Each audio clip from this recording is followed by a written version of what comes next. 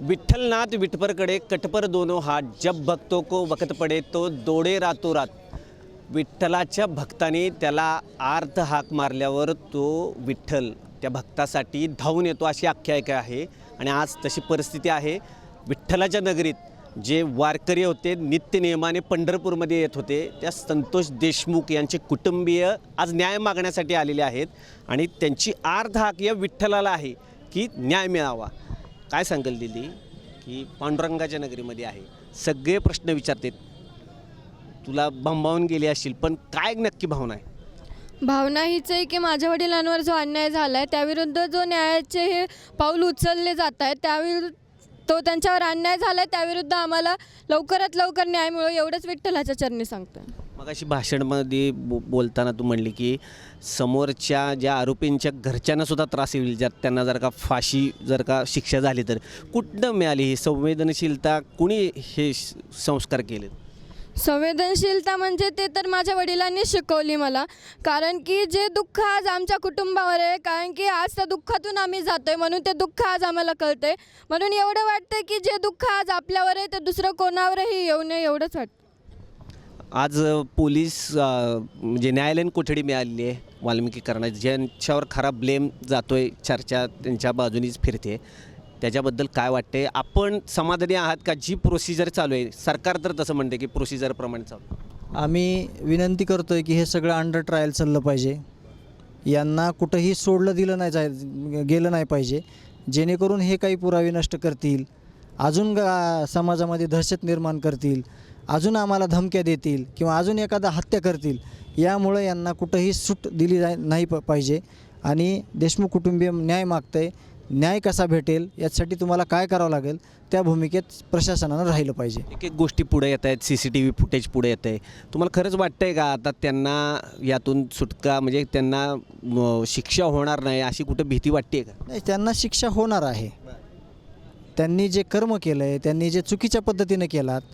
आता मगाशी एक दादा म्हणले की देवाच्या काठीला आवाज नसतो, त्याच भावनेतून मी पण सांगतो की पापाचा घडा भरला की तो उलता पालता होतो. त्याचाच हा भाग आहे. कित्येक प्रकारचे त्यांनी गुन्हे केलेले आहेत. पण एक प्रश्न खूप मनाला सकाळपासून सतावतो आहे की जो कृष्ण आंधळे जे ते आरोपी आहेत त्यांच्यावर 15 प्रकारचे गंभीर गुन्हे आहेत आणि ते पोलीस प्रशासनासोबत एखाद्या राजकीय पक्षाच्या ऑफिसमध्ये बसत आहेत, हारतुरे घेत आहेत, बुक्के देत आहेत.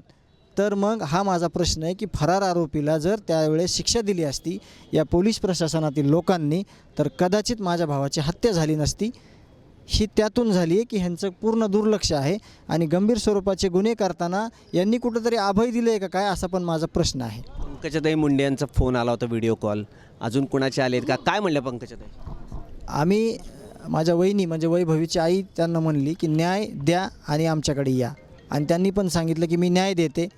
मग त्याच्यानंतर आमचं काही बोलणं झालं नाही आणि आम्ही त्या भूमिकेत त्या दिवशीपासून आहोत की आम्हाला न्याय पाहिजे. धनंजय मुंडेंनी काही संपर्क केला की या प्रकरणात तुम्हाला मदत करू असं काय म्हणले, जे अपेक्षा होती त्यांच्याकडनं? एकदाही नाही आणि काही संबंध पण आला नाही. त्यांनी आमच्यासोबत काही दुःखात सहभागी पण झाले नाही. फक्त दुःखात सहभागी आहे, ही घटना चुकीची आहे, आरोपीला फाशी झाली पाहिजे, ही जर भूमिका सगळ्यांना घेतली तर जमणार नाही. त्याला काहीतरी कृती करावं लागेल.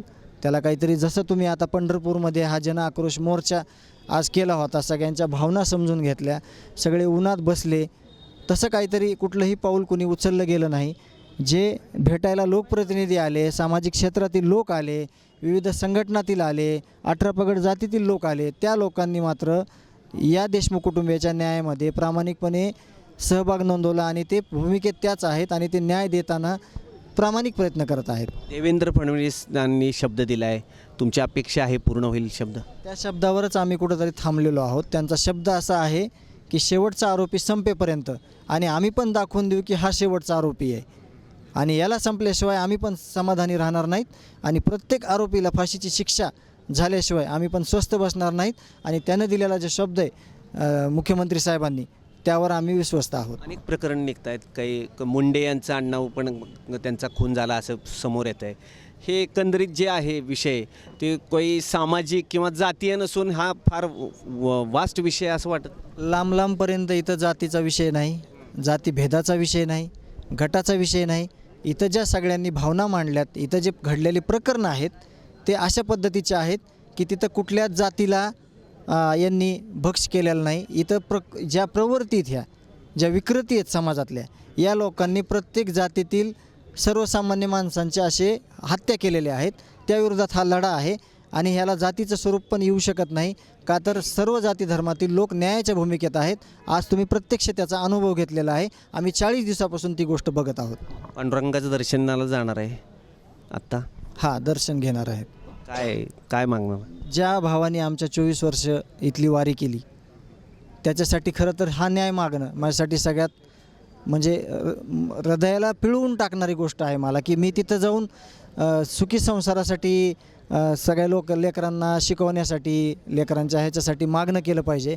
आज मला ती गोष्ट मागावं लागते की माझ्या भावाच्या हत्याराला न्याय दे, तर हत्याऱ्यांना शिक्षा दे आणि माझ्या भावाला न्याय दे. तर माझ्यापेक्षा दुर्दैवी कोण असणार नाही की मला ते मागावं लागते भावासाठी. मला भावासाठी म्हणजे आयुष्यभर दिंगत व्हावं हे मागणं होतं माझं याच्या अगोदर. पण आज मला दुर्दैव आहे, मी काय मागतोय. पण समाजात परत ही गोष्ट घडली नाही पाहिजे, यासाठी पांडुरंगानं मला माझ्या कुटुंबाला न्याय दिला पाहिजे आणि ह्या आरोपींना फाशी झाली पाहिजे.